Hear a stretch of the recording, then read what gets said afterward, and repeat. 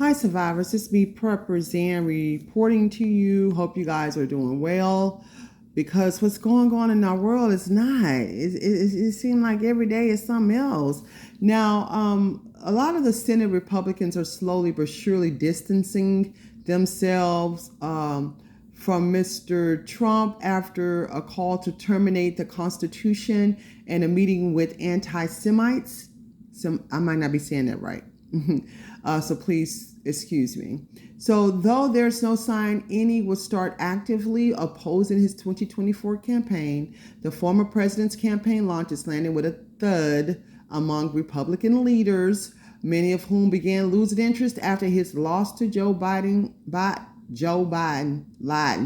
and are not openly pinning for a crowded primary field to take on Trump. That hope for intra-party competition is a flashback to the opening days of the 2016 election, except this time Trump has baggage, ranging from stoking an insurrection to a sit-down with Ye and white nationalist Nick Fuentes to his latest call to legally unwind his 2020 defeat. This is what they're saying, y'all. But I just want to, talk about this subject. But, my narrative is not theirs. What I think sometimes it don't go along with what they're saying, but I'm gonna see what they're saying.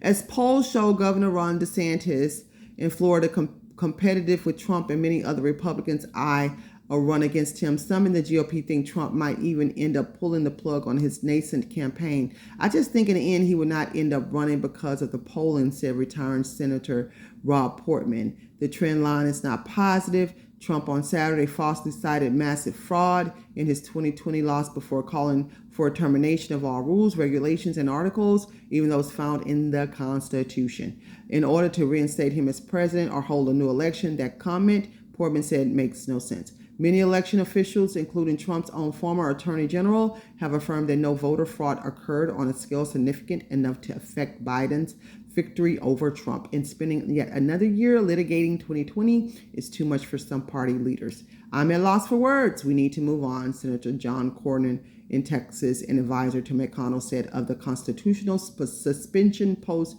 from the former president. Cornyn added that the prospect of Trump winning the nomination is increasingly less likely given statements like that, while few Republicans spoke out publicly. Before returning to Washington on Monday, Senate Minority Whip John Thune said, of course, I disagree with that. When asked about Trump's comments, the number 2 Senate Republican would not say whether he'd support Trump if the former president wins the GOP nomination in 2024, and said he's just not going to go there at this point. That's a long way off. But Thune did predict Trump's remarks will fuel the ambitions of Republicans who'd want to take on the former president in a 2024 primary. It's just one of those intuitively obvious things, whether a candidate for office has sort of a bedrock principle. Are you going to support the Constitution? Thune said. For him, it's not all that unusual, but it will be the grist and plenty of fodder for those that are looking to get into that race. Trump could face competition from DeSantis and a handful of Republican senators for the nomination rather than actively oppose his candidacy. Many in the GOP are betting he will fall flat on his own this time around after twice winning the Republican nomination. Some said the party's lackluster midterm results speak for themselves. The facts of the election in 2022 are just indisputable. The ultra pro-Trump handpicked by Trump based on loyalty to Trump, those candidates wildly underperformed, said retiring Senator Pat Toomey, blah, blah, blah. It's just a lot of these people going on and on and on. Okay, they can speak out. Basically, I don't trust none of these politicians. I'm telling you that now. Everybody already know that about me. You know what I'm saying? But when they go to spewing things in the media, y'all be careful with it. I'm not speaking about the previous president. I'm talking about all these other people as well. Everybody, I just, at this point, I don't see how people still have hope and faith in these politicians, to be honest with you. I really don't know what to say about it. I know a lot of you guys have expressed how you feel about this. I don't know. I'm just, my whole thing is survivalism right now. I just can't keep on putting my mind and heart and feelings into what goes on with these politicians. I really can't, y'all, because to be honest with you, it's enough going on with us in our daily lives with these agendas and all this ugliness up out here for us to keep up with. Stuff going on with them it's just too much. We're dealing with like heavy things with on just being able to survive day to day, with buying food. I talked to this guy today. He was talking about how he got laid off from his job. He experienced extreme racism at his job. Somebody spit in his face, blah, blah, blah. He was there for 7 years. They fired him, even though he reported it. And he said he was on his way to the welfare office. Y'all, people are going through hell right now.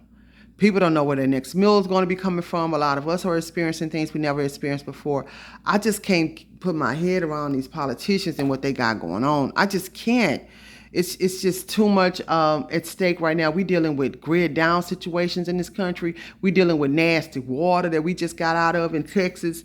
All kinds of ugliness that we have to just stay prepared for and keep our mind fixated upon. I just can't get into all this stuff with these politicians. But y'all tell me how y'all feel about them. Y'all know I don't live my life for them. I don't go stand no long lines. I don't go vote. I don't believe in none of it. That's just me.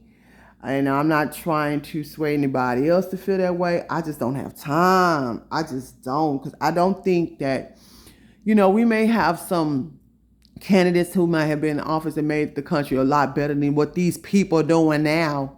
I can say that about the previous president. If we wasn't going through all this suffering,